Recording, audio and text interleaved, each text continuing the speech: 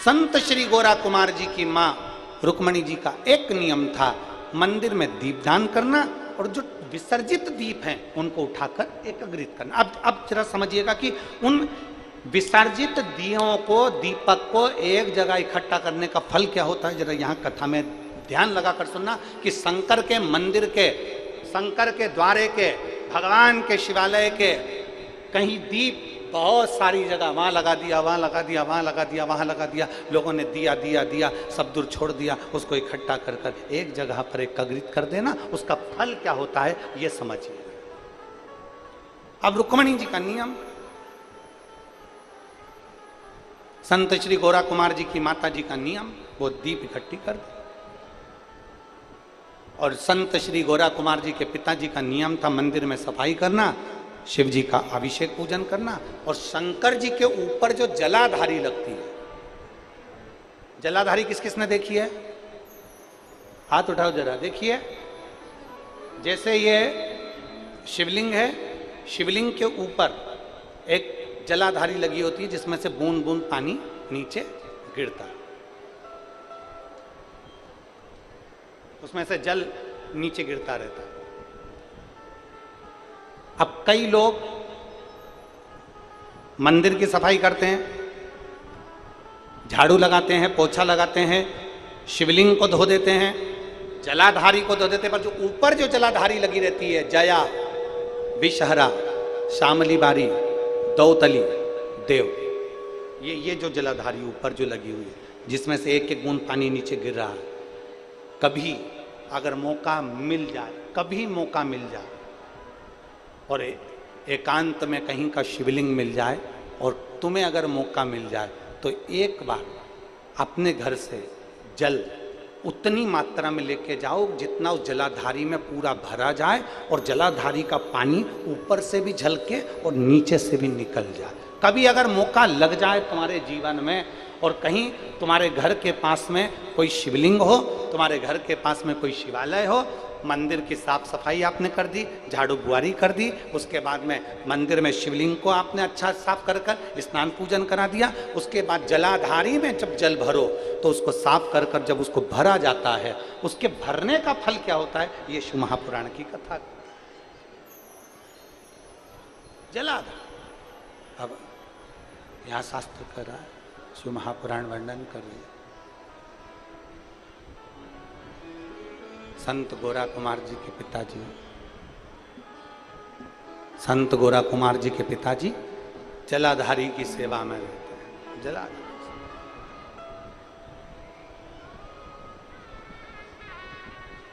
गोरा कुमार जी की माता के गर्भ से 8 बच्चों ने जन्म लिया।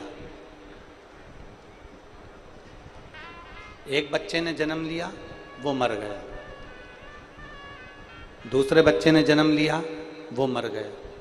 तीसरे बच्चे ने जन्म लिया, वो मर गया। ऐसे 8 बच्चे माता रुक्मणी जी और माधव जी के चले गए। 8 बच्चे। अब जब 8 बच्चे मर गए, रुक्मणी जी आज अपने पति के कंधे पर सिर रखकर रो रही हैं, खूब बिलक बिलक कर रो रही हैं, बहुत। श्री माधव जी ने कहा, रुक्मणी क्यों रो रही? रुक्मणी जी कहती हैं, मेरे 8 बच्चे चले।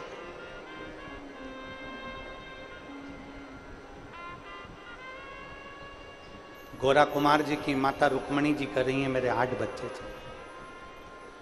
8 बच्चे चले। अपन कालेश्वर महादेव का पूजन करते हैं, अपन कालेश्वर महादेव की आराधना करते हैं, अर्चना करते हैं, पूजन करते हैं, और उसके बाद भी अपने 8 बच्चे चले गए, अपने 8 बच्चे मर गए। माधव जी ने कहा, रुक्मणी, शंकर जी का भक्त कभी हारता नहीं है। बोल बम का नारा है, बाबा एक सहारा है। शिव का भक्त कभी हारता नहीं है रुक्मणी। और तुम हार रही हो। 8 बच्चे मर गए ना, उसको पसंद नहीं होंगे, ले लिए होंगे। हमारे पूर्व के कर्म के कारण हमको भोगना पड़ता है। हमारे पूर्व के कर्म के कारण हम भोग रहे हैं। क्यों रोती है? रोती रोती रुक्मणी भगवान शंकर के मंदिर में, कालेश्वर महादेव के मंदिर में पहुंच गई। कालेश्वर महादेव के मंदिर में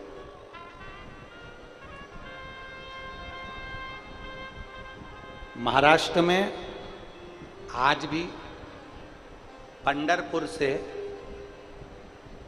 30 कोस की दूरी पर गोरा कुमार जी का गांव है,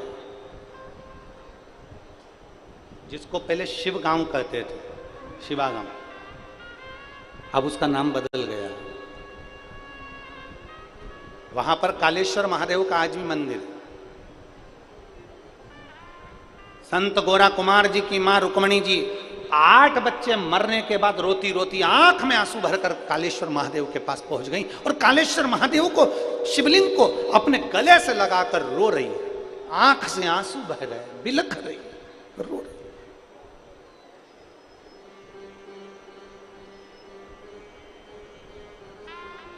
नैनों से जल बह रहा है, रो रही। और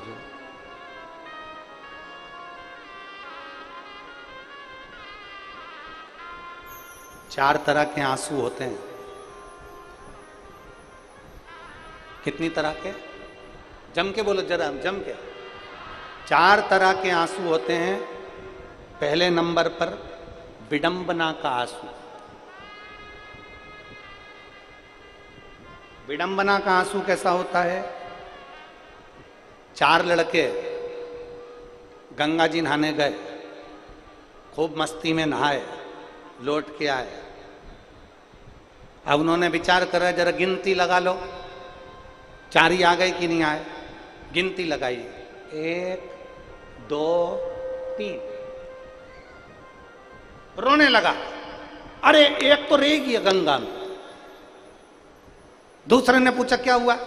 गिनती में 3 ही आ रहा है। उसने कहा मैं गिनता हूं, 1 2 3। वो भी रोने लगा, अरे बेचारा एक तो गंगा जी में रह गया। इसको विडंबना का आंसू कहते हैं कि जो अपने आप को नहीं गिन पा रहा, जो अपने आप को पहचान नहीं पा रहा, इसको विडंबना का आंसू कहते हैं। एक आंसू होता है विडंबना का, दूसरा आंसू होता है वेदना का। वेदना का आंसू किसको कहते हैं? हमने किसी से बहुत आस लगाई, बहुत आस लगा कर बैठे थे और उसी ने धोखा दे दिया, इसको वेदना का आंसू कहते हैं। पहले नंबर का विडंबना का आंसू, दूसरे नंबर पर वेदना का आंसू, तीसरे नंबर पर होता है विरह का आंसू। किसी की याद में रोते रहे, आंखों से नीर बहता रहा, इसको विरह का आंसू कहते हैं। और चौथे नंबर पर आता है वंदना का आंसू। वंदना का आंसू मतलब परमात्मा के लिए उसको याद कर कर रोए, उसे वंदना का आंसू कहते हैं। उसे वंदना का आंसू कहते हैं। 4 तरह के आंसू होते हैं। आप भी हमारे साथ बोलेंगे। पहले नंबर पर विडंबना का आंसू। कौन सा? विडंबना का आंसू। दूसरे नंबर पर होता है वेदना का आंसू। कौन सा? वेदना का आंसू। तीसरे नंबर पर आता है विरह का आंसू। बोलिए कौन सा? विरह का आंसू। और चौथे नंबर पर आता है वंदना का आंसू, जो परमात्मा की याद में, गुरु की याद में, भगवान की याद में उससे विनय करते समय, उससे कहते समय, उसको पुकारते समय, उसको नमन करते समय, उसको अपने दिल की बात सुनाते समय जब आपकी आंख में से आंसू निकल जाए, समझ लेना आज वंदना के आंसू निकले हैं और वो आंसू परमात्मा को प्रिय है। वो वंदना के आंसू मेरे भोलेनाथ को प्रिय है। वंदना, वंदना वो साधारण से आंसू नहीं है, वंदना के आंसू हैं भगवान के।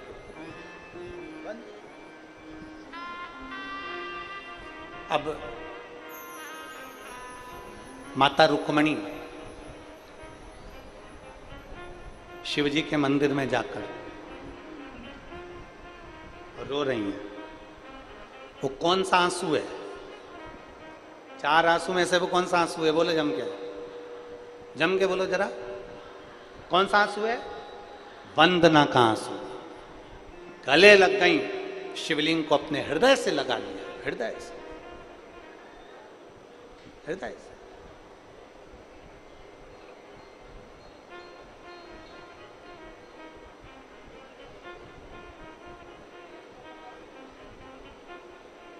और ये जो आंसू है ना, ये परमात्मा से मिलन का केंद्र है। ये जो आंसू है, ये परमात्मा से मिलन का बिंदु है। ये वंदना का आंसू, वंदना रो रहे।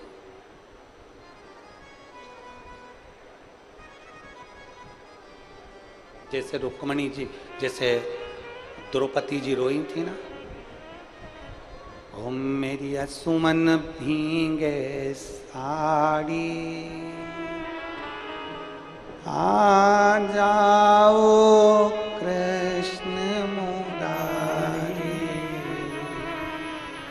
मेरी सुमन भींगे साड़ी, आ जाओ कृष्ण मुरारी। क्या भूल गए गिरधारी, जब उंगली कटी तुम्हारी। क्या भूल गए गिरधारी, जब उंगली कटी तुम्हारी। मेरी असुवन भींगे साड़ी, आ जाओ कृष्ण मुरारी, मेरी असुवन भींगे साड़ी। नैनों से नीर बह रहा है, अश्रु बह रहा है। विडंबना, वेदना, विरह और वंदना, 4 आंसुओं में से आज जो आंसू बह रहा है, गोरा कुमार जी की माता के आंख से आज जो आंसू बह रहा है, वो वंदना का आंसू, वो निवेदन का आंसू, भगवान को पुकारने का आंसू। कई बार माताएं आती हैं ना, और माताएं आती हैं तो उनकी आंख में आंसू भर आते हैं। हम उनको देखते हैं तो लगता है कि केवल व्यासपीठ तक पहुंची, केवल व्यासपीठ तक पहुंची तो इनकी आंख में आंसू आ गए वंदना के। जिस दिन मेरे भोलेनाथ के करीब पहुंच जाएंगे, उस दिन आंख में से झरझर नीर बहेगा, झरझर। क्योंकि वंदना का जो अश्रु होता है, वो होता ही